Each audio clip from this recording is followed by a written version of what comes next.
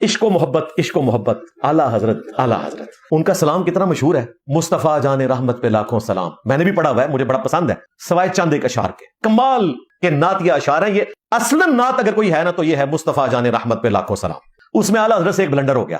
انہوں نے پتہ کیا شعر لکھا؟ کثرت بعد قلت پہ اکثر درود، عزت بعد ذلت پہ لاکھوں سلام. وہ کہتے ہیں کہ نبی علیہ السلام کو اللہ تعالیٰ نے مدینہ شریف میں جا کے کثرت دے دی. پہلے آپ قلیل سی جماعت تھے، 125 صحابہ کرام تھے، تو آپ علیہ السلام کو مدینہ شریف میں اللہ تعالیٰ نے کثرت دے دی، اور بعد میں رومنز اور پرشینز کے خزانے بھی مسلمانوں کے قدموں میں ڈھیر ہوئے. کثرت بعد قلت پہ اکثر درود، یعنی یہ جو بعد میں کثرت ہوگی آپ کی امت کی، جو پہلے قلت تھی، اس پہ درود ہو اللہ کا.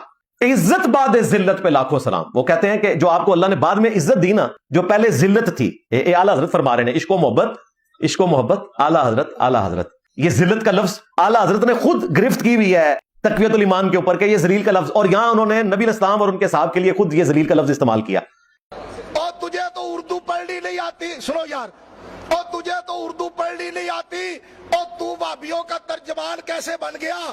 اگر تو 2-4 سال وہابیوں کے پاس مناظر رہا، میں سنیوں کو یقین سے کہتا ہوں سنیوں کو مناظرہ کرنے کی ضرورت نہیں پڑے گی، یہ وہابیوں کو ذلیل ہی اتنا کر دے گا.